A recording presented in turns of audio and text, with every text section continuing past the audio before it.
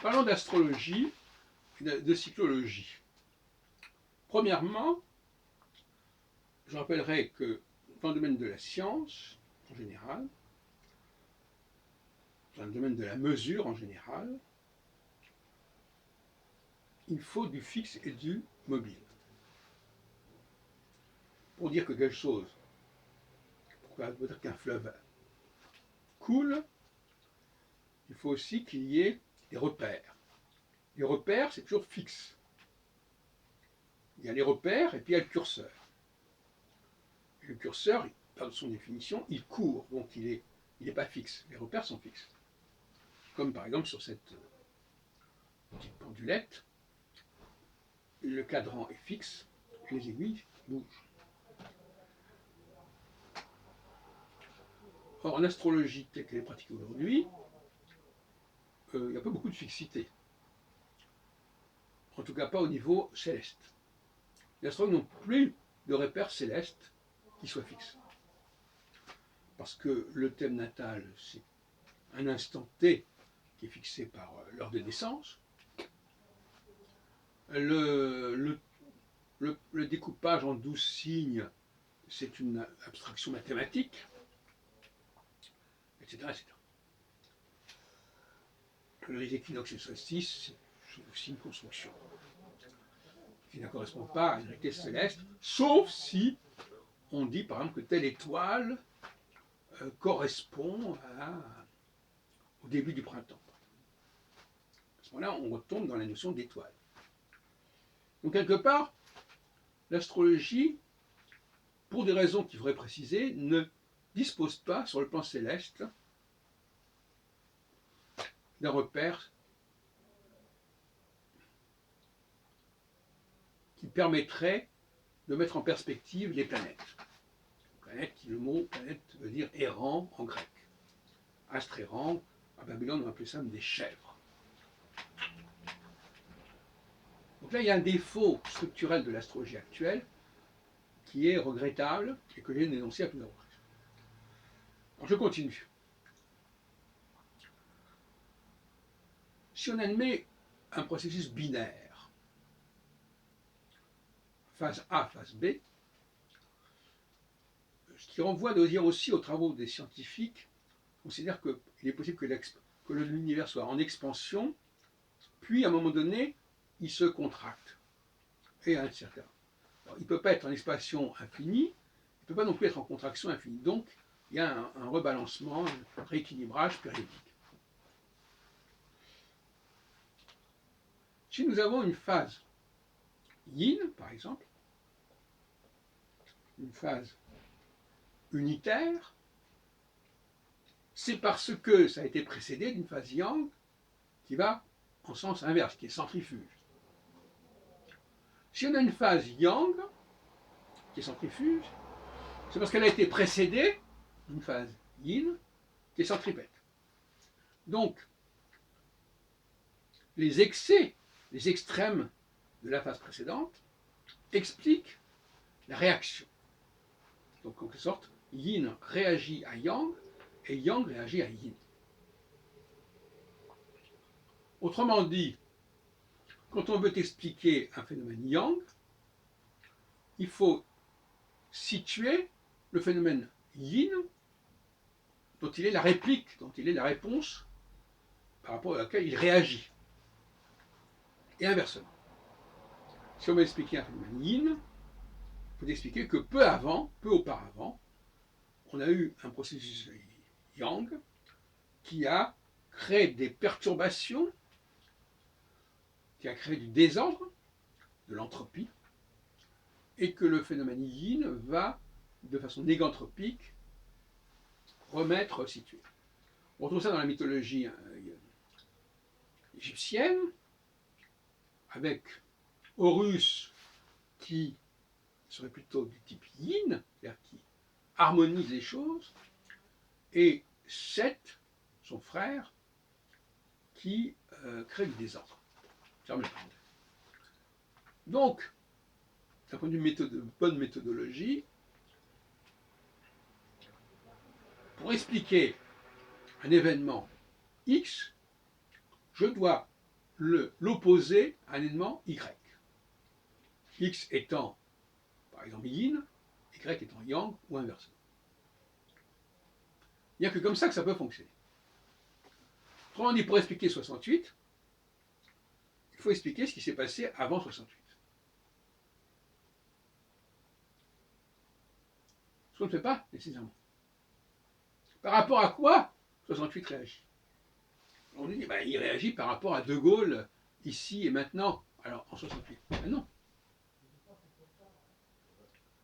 On réagit par rapport à quelque chose qui a eu lieu bien avant, éventuellement. Bien avant, en tout cas plusieurs années auparavant. Ou qui vient d'avoir eu lieu il n'y a pas si longtemps. Peu importe, qui appartient au passé. Et c'est ce passé-là qu'on veut faire payer en quelque sorte, à laquelle on veut répliquer dans ce temps, dans cet instant T que l'on considère. Autrement dit, ce n'est pas ce qui se passe en ce moment-là, dans cet instant T qui est important, c'est aussi la réaction par rapport à un autre instant antérieur auquel on veut réagir et que l'on veut éventuellement neutraliser, résorber. Et la démarche n'est pas la même.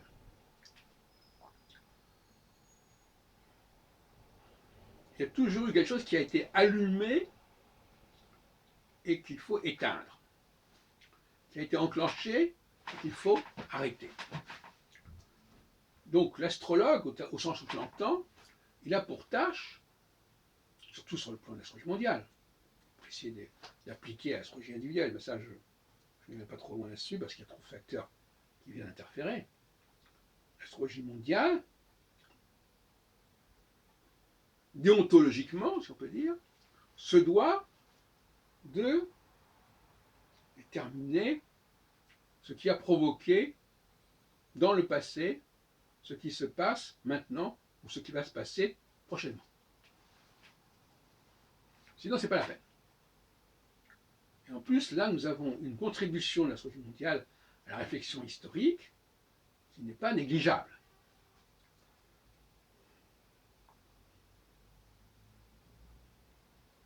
Alors, réaction, j'ai bien dit réaction, et non pas prolongation.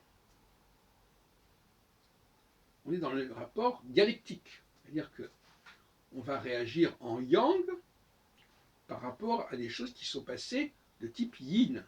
On va réagir en yin par rapport à des choses qui sont passées de type yang. C'est pas rien. Donc c'est pas une prolongation, parce que c'est une réaction.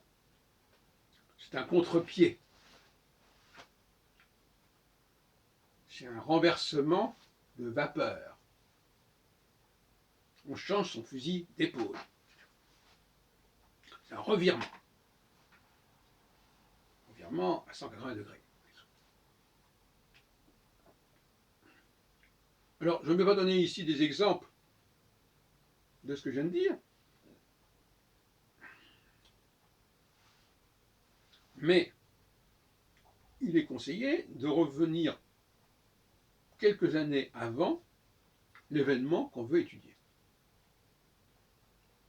Ah oui, ce qui se passe maintenant, c'est parce qu'il y a eu ça, 3-4 ans avant. 3-4 ans avant, pourquoi? Parce que mes périodes sont des périodes de 3 ans et demi, 7 ans sur 2.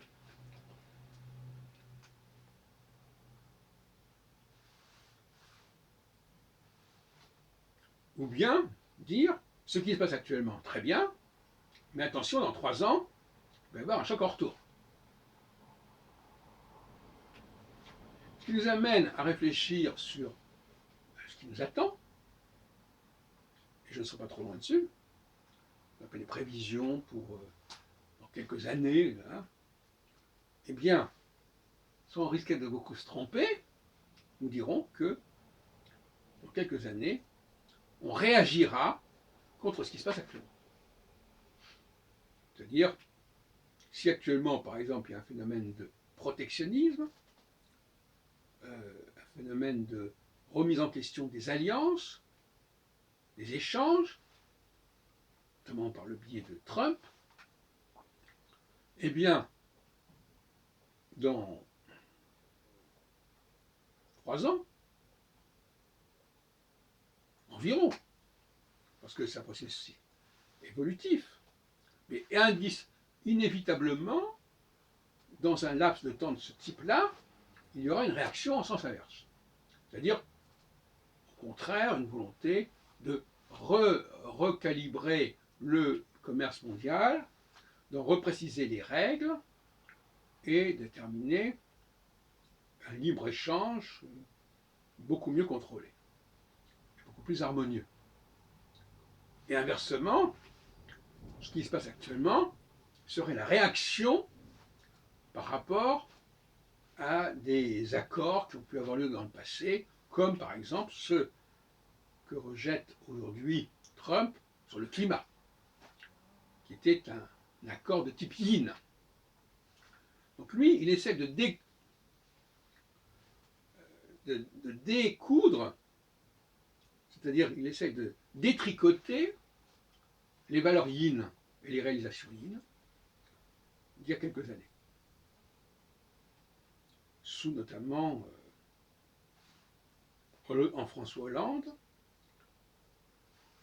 et on pourrait parler aussi du grand défilé de la République à la suite des incidents de Charlie Hebdo, etc. Il y a des moments de consensus, de rassemblement, qui peuvent paraître de la promiscuité, qui peuvent paraître excessifs, et par rapport auxquels on va tôt ou tard réagir, en sens inverse.